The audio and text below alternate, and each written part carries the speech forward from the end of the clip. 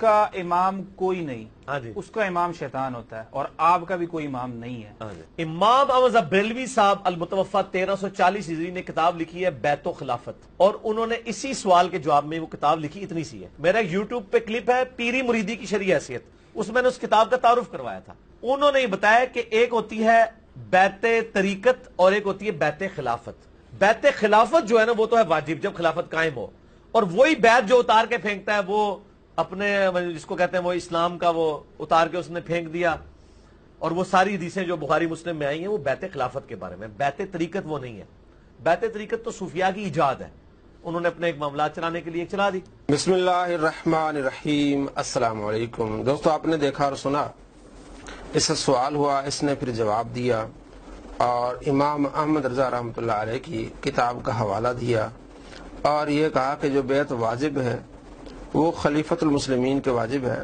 باقی جو پیری مریدی والی بیعت ہے یہ انہوں نے خود نکالی، حالانکہ یہ بھی اس کا جھوٹ ہے۔ بخاری شریف میں حدیث نمبر 57 ہے، حضرت جریر بن عبداللہ رضی اللہ تعالیٰ کہتے ہیں کہ میں نے آپ علیہ السلام سے بیعت کی اس بات پر کہ نماز قائم کروں گا، روزہ رکھوں گا اور مسلمان کے لیے خیر خواہی کروں گا۔ تو یہ جو بیعت، اسے بیعت مستحب کہتے ہیں، جو اولیاء کرام یا نیک لوگ دوسروں سے بیعت لیتے ہیں، تو اس کے ہمارے پاس پورے دلائل ہیں، اور قرآن و حدیث سے یہ ثابت ہے کہ یہ بیعت لینا مستحب ہے جو ایک متقی پرہیزگار لیتا ہے۔ اور دوسری بیعت جو ہے، اس نے خود بتایا کہ امام احمد رضا رحمۃ اللہ علیہ نے اپنی کتاب میں لکھا ہے کہ خلیفۃ المسلمین والی بیعت جو وہ بیعت واجب ہے، اور اسی کے بارے میں سخت احادیث ہیں۔ اب آپ خود دیکھ لیں کہ یہاں یہ مان رہا ہے کہ وہ جو سخت احادیث ہیں، جو بیعت واجب ہے وہ خلیفۃ المسلمین والی ہے، کہ ایک خلیفہ بنے اور مسلمان اس کی بیعت کریں، یہ بیعت واجب ہے۔ اور آپ صلی اللہ تعالیٰ علیہ وآلہ وسلم کا فرمان ہے مسلم شریف میں 1853 کہ اذا بوئی للخلیفتین، جب دو خلیفوں کی بیعت لی جائے تو پھر دوسرے کو قتل کر دو، اس میں فساد ہوگا۔ اب یہ بیعت واجب ہے خلیفہ کی بیعت لینا۔ اب اس نے اس کے بعد ایک اور ویڈیو بنائی جس میں اسی حدیث کو جو خلیفۃ المسلمین کے بارے میں، بیعت کے بارے میں سختی کے الفاظ ہیں، وہ پیروں پر لگائے ہیں۔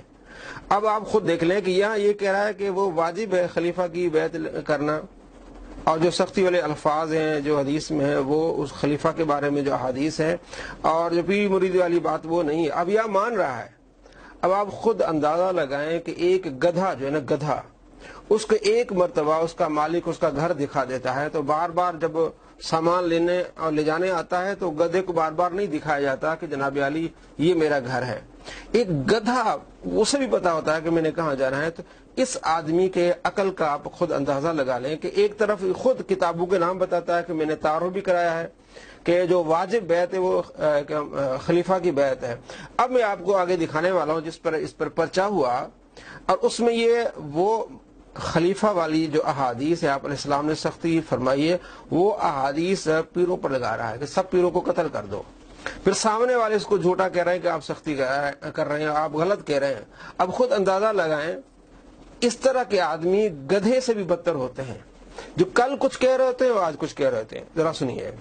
بیعت میں دونوں کا تواتر ہے، کیڑی بیعت ہے تواتر آ گیا جی؟ بیعت کے اوپر، جس بیعت کے اوپر اجماع ہے وہ ابوبکر عمر عثمان و علی خلیفۃ المسلمین دی بیعت ہے، اور بخاری مسلم حدیث ہے جب ایک کی بیعت کر لے اور کوئی دوسرا بندہ بیعت لے اس کو قتل کر دو۔ تو جب تک پوری دنیا کے پیر قتل نہیں ہو جاتے اور ایک پیر باقی نہیں رہ جاتا تو اس پیر ہم اس بیعت کو مانتے ہی نہیں۔ قتل کریں، پہلے پاکستانی 7100 قتل ہو جان گے جی۔ بیعت جس کے اوپر اجماع ہے اس میں الفاظ ہیں، دیکھیں آپ جب دلیل ان حدیثوں سے لے رہے ہیں پھر بات وہی ہوگی کہ جب ایک کی بیعت ہو جائے دوسرے کی جائے تو قتل کر دیا جائے، سارے مارو، پاکستانی صفائی کرو۔ یعنی قادری تو ایک نکالے نا، الیاس قادری اور طاہر قادری، ان دونوں میں سے ایک کو تو شہید ہونا چاہیے۔ میں قتل نہیں کہتا کیونکہ الیاس قادری صاحب اپنے لیے بھی کہتے ہیں اگر مجھے کوئی شہید کر دے تو میں نے معاف کیا، قتل کا لفظ نہیں بولتے، شہید کا لفظ بولتے ہیں۔ تو ان دونوں میں ویسے تھوڑی آپ زیادتی کریں گے، یہ ایسی بات نہ کریں۔ کیا یہ تھوڑی زیادتی والی بات؟ کیا زیادتی والی بات ہے؟ مطلب یہ تو ایسی خام خواہ یعنی وہ ہے نا کہ نہیں، اور جب آپ دلیل قرآن و سنت سے لے رہے ہیں تو میں منوان پوری حدیثیں وہ اس پہ لگاؤں گا نا، ٹھیک ہے، بس آپ نے ٹھیک ہے نا، میں نہیں موقع میں اپنی روح راضی کروں گا۔